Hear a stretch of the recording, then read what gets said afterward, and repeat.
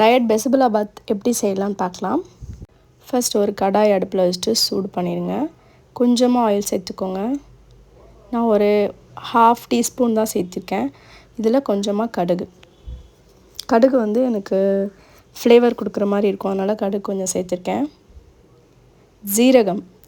ஜீரகமும் கொஞ்சம் ஒரு 1/2 ஸ்பூன் சேர்த்துக்கோங்க, சூப்பராக இருக்கும். இது நல்லா வெடித்து வந்ததுக்கப்புறம் வெங்காயம் வந்து ஒரு 1/2 வெங்காயம் நல்லா பொடிசாக சாப் பண்ணி வச்சுருக்கேன். ஸோ அதையும் உள்ளே போட்டுடலாம். இது நல்லா வேகட்டும். நல்லா ப்ரௌனிஷ் ஆகிற அளவுக்கு நல்லா வதக்கி விட்டுக்கோங்க. டயட்டில் இருக்கவே வந்து பயமாக இருக்குது, போர் அடிக்குது, ஒரு டேஸ்டியான ஃபுட் கூட என்னால் எடுத்துக்க முடியல அப்படின்னு ஃபீல் பண்ணுறவங்களுக்குலாம் என்னோடய சேனலில் நிறைய ரெசிபிஸ் நான் போட்டுட்டு வந்துட்டுருக்கேன். உங்களுக்கு கண்டிப்பாக யூஸ்ஃபுல்லாக இருக்கும். கிட்டத்தட்ட இதோட 9th ரெசிபி. வெங்காயத்துக்கு அப்புறம் தக்காளி போட்டு நல்லா அதை வதக்கிக்கோங்க. நான் செய்கிற இந்த டயட் பெசபிளாபாத் வந்து கண்டிப்பாக நீங்களும் ஒரு நாள் டயட்டில் நீங்கள் ஃபாலோ பண்ணிட்டீங்கன்னா வீக்லி 2 எடுத்துப்பீங்க. அந்தளவுக்கு டேஸ்ட்டாக இருந்துச்சு, ட்ரஸ்ட் மீ. இது வந்து நான் ஃபஸ்ட் டைம் இது மாதிரி ட்ரை பண்ணேன். சரி, ஓகே, நம்ம வந்து சாம்பார்லாம் ரொம்ப பிடிக்கும்ல நம்மளுக்கு, அதையே நம்ம ஓட்ஸில் வந்து பெசபிளாபாத் மாதிரி செய்யக்கூடாது அப்படின்னு நினச்சி நான் இதை மேக் பண்ணியிருக்கேன். ரொம்பவே டேஸ்டியாக இருந்தது. தக்காளி வந்து நல்லா வதங்கணும். ஸோ அதை நல்லா சாட்டே பண்ணிக்கிறேன். அதுக்கு கொஞ்சம் நல்லா மூடி வச்சு வதக்கிட்டோம் அப்படின்னா அதோட சாறுலாம் நல்லா இறங்கிரும். ஏன்னா தக்காளி ஃப்ளேவர் தான் இதில் ரொம்ப இம்பார்ட்டன்ட். நீங்கள் கமெண்ட் பண்ணுங்கள், நீங்கள் டயட்டில் இருக்கும்போது எது உங்களை வந்து டயட்லேருந்து வெளியே வரதுக்கு ஒரு மாதிரி மோட்டிவேஷனாக இருக்குது அப்படின்றது. மஞ்சத்தூள், மிளகாத்தூள், கரம் மசாலா, காஷ்மீர் மிளகாய்த்தூள் எல்லாமே கொஞ்சம் கொஞ்சமாக போட்டு அதையும் நல்லா சாட்டே பண்ணிக்கோங்க. அந்த மசாலா வர போகட்டும். ஏன்னா இப்போ வந்து இதில் நம்ம எண்ணெய் ரொம்ப சேர்க்கலனால எண்ணெய் பிரிஞ்சு வர வரைக்கும் வெயிட் பண்ண தேவையில்லை.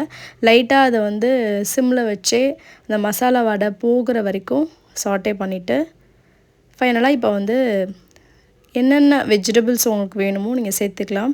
இன்றைக்கி வந்து என்கிட்ட கேரட்டும் பட்டாணி இருக்குது. பட்டாணி வந்து நான் நைட்டே ஊற வச்சு அதை வேக வச்சுருந்தேன். அது ஒரு 3 விசில் போட்டு நான் எடுத்திருந்தேன். ஸோ அது ரெண்டையும் சேர்த்து அதையும் நல்லா சாட்டே பண்ணிக்கலாம். கேரட் வந்து இது மாதிரி துருவி போட்டு பாருங்களேன், சூப்பராக இருக்குது. நிஜமாக இன்றைக்கி வந்து எனக்கு ரொம்ப சாட்டிஸ்ஃபைடான பிரேக்ஃபாஸ்ட்டாக இருந்தது. அதனால் நான் உங்கள்கிட்ட ஷேர் பண்ணுறேன். இதுவுமே ரொம்ப ஓவர் குக் ஆக வேணாம். ஏன்னா உங்களுக்கு கேரட் திருவி போட்டிருக்கனால டக்குன்னு வெந்துட போகுது. பட்டாணி ஆல்ரெடி வேக வச்சுருக்கீங்கல்ல, அதனால் டக்குன்னு ரெடி ஆகிடும். இது லைட்டாக அந்த மசாலாலாம் அந்த இதில் கோட் ஆனதுக்கப்புறம் இதில் நம்ம தண்ணி ஊற்ற போகிறோம். தண்ணியோட அளவு வந்து நான் 1/2 பவுல் ஓட்ஸ் எடுத்திருக்கேன் அப்படின்னா 4 மடங்கு தண்ணி ஊற்றணும். இதுதான் அளவு. இப்போ இது நல்லா சாட்டே பண்ணிவிட்டு கொஞ்சம் நேரம் இதை லிட்டு போட்டு க்ளோஸ் பண்ணிட்டோம்னா அது நல்லா வெந்துடும், மசாலா வாடையும் போகிடும்.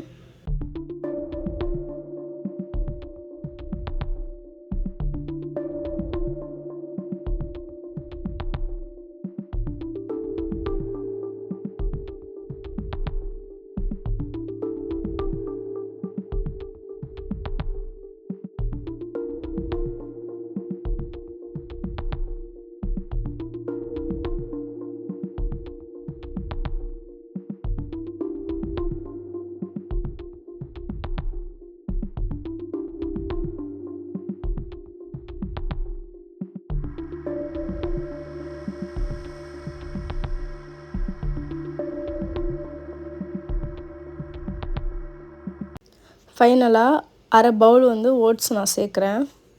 அந்த ஓட்ஸை வந்து அந்த மசாலாவோட லைட்டாக அதை பரட்டி விட்டுருங்க. ஸோ அது நல்லா வறுபட்டதுக்கப்புறம் உங்களுக்கு கரெக்டாக 5 மினிட்ஸில் இது குக் ஆகிடும். அதனால் நல்லா சாட்டே பண்ணிக்கோங்க. ரோல்டு ஓட்ஸ் எடுத்துட்டிங்கன்னா இதை விட உங்களுக்கு கொஞ்சம் ப்ராசஸ் எக்ஸ்ட்ரா இருக்கும். ஒரு 1/2 டம்ளர் வந்து எக்ஸ்ட்ரா தண்ணி ஊற்றுற மாதிரி வரும். பட் இது வந்து நான் குயிக்கர் ஓட்ஸ் தான் எடுத்திருக்கேன். ரெகுலராக நான் அதுதான் ஃபாலோ பண்ணிகிட்ருக்கேன். ஓட்ஸ் சாப்பிட்றப்பெல்லாம் எனக்கு அடுத்த நாள் வந்து கிட்டத்தட்ட ஒரு 1/2 kg வரைக்குமே கம்மியாக காட்டும், கரெக்டாக ஃபாலோ பண்ணியிருந்தேன் அப்படின்னா. நான் சொன்ன மாதிரியே 1/2 பவுலுக்கு வந்து 4 மடங்கு அளவு தண்ணி ஊற்றிட்டேன். அது நல்லா கொதித்து வரும்போது அப்பப்போ லிட்டு போட்டு க்ளோஸ் பண்ணிவிட்டு அப்பப்போ கிண்டி விட்டுக்கோங்க. அப்போ தான் நம்மளுக்கு வந்து கரெக்டான பதத்தில் வந்துடும். இப்போ நான் கொஞ்சமாக ஓட்ஸ் வந்து ஒரு பவுலில் வச்சுருந்தேன். ஸோ அதையும் லைட்டாக ஆட் பண்ணிக்கிறேன். ஏன்னா கொஞ்சம் ஓவர் வாட்டரியாக இருக்கிற மாதிரி இருக்குது. ஸோ இந்த ஸ்டேஜில் நம்ம சேர்த்துக்கலாம். ஏன்னா நான் வச்சு கிட்டத்தட்ட ஒரு 2 மினிட்ஸ் தான் இருக்கும். அதனால் கொஞ்சமாக நான் ஓட்ஸும் சேர்த்துக்கிறேன். ரொம்ப சாகியாக இருந்துச்சு அப்படின்னா சூப்பி நூடுல்ஸ் மாதிரி டேஸ்ட் வந்துடும். அதனால் கொஞ்சமாக ஓட்ஸ் ஆட் பண்ணிக்கிறேன். இதையும் நம்ம லிட்டு போட்டு க்ளோஸ் பண்ணிவிட்டு கரெக்டாக ஒரு 2 மினிட்ஸ் சிம்மில் வச்சுட்டேன் அப்படின்னா சூப்பரான பிசிபிளாபாத் ரெடி ஆகிடுச்சு. செம்ம டேஸ்ட்டாக இருந்துச்சுங்க நிஜமாக. ஏன்னா இது எனக்கு இது மாதிரி டேஸ்டியான ஃபுட் எனக்கு ரொம்ப பிடிக்கும். கிட்டத்தட்ட நூடுல்ஸ் ஃப்ளேவரில் தான் இருந்துச்சு. அந்த டேஸ்ட்லாம் சூப்பராக இருந்துச்சு. கண்டிப்பாக ட்ரை பண்ணுங்கள். நூடுல்ஸ் பிடிச்சவங்களுக்குலாம் இது நல்லா இருந்தது. இனிமேல் வாரத்துக்கு 2 தடவை நான் இதை ட்ரை பண்ணலான் இருக்கேன். ஃபைனலாக கொஞ்சம் ஃபுல்லாக வச்சுட்டு அந்த தண்ணிலாம் வத்துற அளவுக்கு நான் கிண்டி விட்டுட்டேன். அவ்வளோதாங்க, சூப்பராக ஓட்ஸ் ரெடி ஆயிடுச்சு. இந்த பிசிபிளாபாத் ஓட்ஸ் நம்ம எல்லாருக்குமே ஃபேவரட் ஃபுட்டாக கூட ஆகிடும். ஏன்னா நான் வீட்டில் எல்லாருக்குமே ஒரு வாய் சாப்பிட சொல்லி கொடுத்தேன்.